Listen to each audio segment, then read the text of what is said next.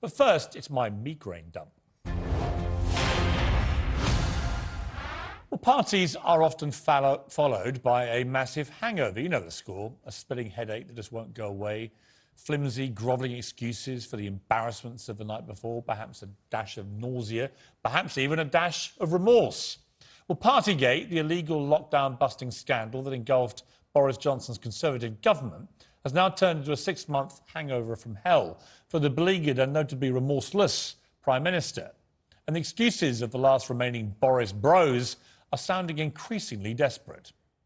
It was a work do. That's what people do at work. But it wasn't a crime, and I don't believe that it was a party. Well, it was a crime because at least one person got fined by the police for being there, and it was a party, or they wouldn't have been fined for being at an illegal party.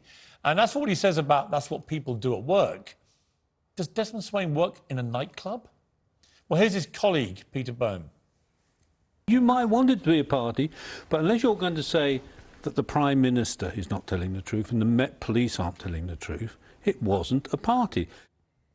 It was a party, Mr. Bone. You can only assume you don't get invited to many of them. If you did, then you might have discovered that raising a toast surrounded by 4 bottles of wine, 2 bottles of champagne and a bottle of gin very much resembles a party. Grant Shapps, the cabinet minister who's always wheeled out to defend the indefensible, insisted that Johnson was clearly not partying, even though he was clearly partying. And then he added this.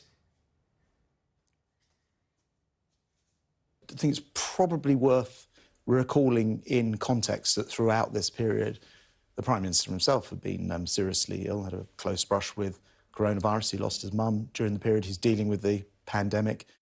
But he didn't lose his mum in that period. In fact, Boris Johnson's mother, Charlotte Johnson-Wall, died 10 months after the party happened.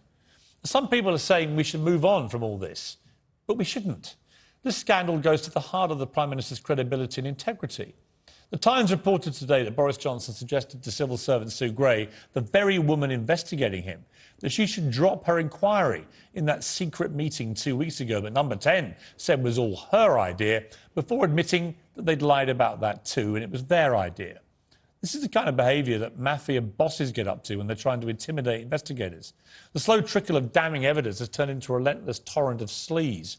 Boris Johnson has become a gigantic national headache. And increasingly, it looks like the only cure will be his departure. Well, there have been a few more sickening videos this year than the one showing Premier League football star Kurt Zouma brutally kicking and slapping his pet cat around the kitchen as he sneered, "I swear I'll kill it." Here it is.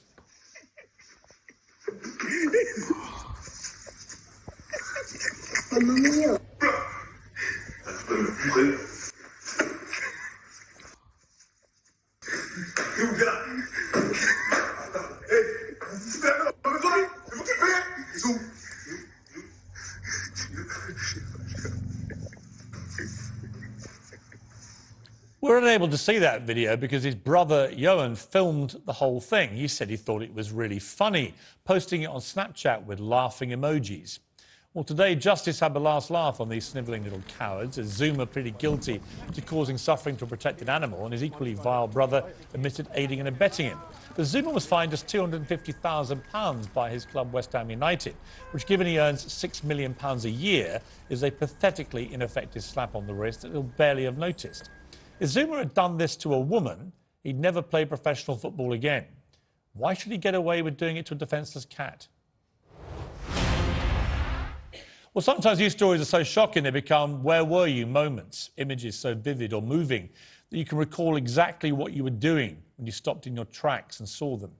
The shambolic withdrawal of US and British forces from Afghanistan last summer sadly provided several of those moments. Who will ever forget the videos of men desperately clinging onto a US military plane, or the Afghan mothers throwing their babies desperately to soldiers?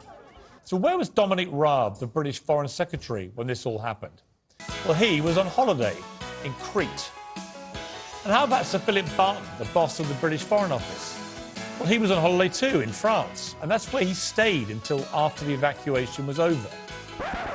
Both of these men are still serving the British government. A Foreign Affairs Committee report into the withdrawal today tore into the British role in that exit, calling it a disaster. which cost lives, and abandoned the Afghan people to the Taliban's evil clutches. It also rightly slammed both of those Foreign Office leaders for being missing in action as Kabul fell. The cowardly chaos of the US exit made President Biden look weak, unreliable and heartless. We now know the British government was no better. Shame on them. Well, one of the biggest problems for young people today is FOMO, the fear of missing out. The fear of missing out on parties, on fun, on smashed avocados for brunch, and most of all, the fear of missing out on looking like their dream idols on Instagram. Hundreds of millions of young girls now want to be and look like, for reasons that completely baffle me, the Kardashians. But the heart of FOMO is fake.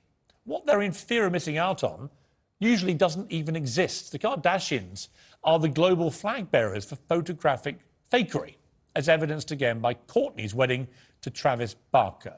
Talk about Instagram versus reality. Look at this. These people just aren't real. Here is Kourtney Kardashian on Instagram, and here's how she actually looked over the weekend. Even these apparently well-beaten beauties don't look the way they make you think they do. Here's Khloe Kardashian, her sister, on Instagram. And here's Khloe as she actually looked at the weekend. It's all an illusion of perfection. Every time they post these pictures online to their millions of followers, they're just pulling another contract to burnish their brand to the world. Here's Kylie Jenner on Instagram versus Kylie as she looked at the weekend. Now, look, here's the point I'd make. They all look absolutely fine to start with. They don't need to do all this frenzied airbrushing to seek a bogus perfection. So don't fear missing out on looking like the Kardashians because they don't look like the Kardashians. You see pictures of your dreamboats on Instagram, well, I'm afraid you just can't believe what you're seeing. They just don't correspond to reality. Wait a sec, what have you put up there? I don't get that.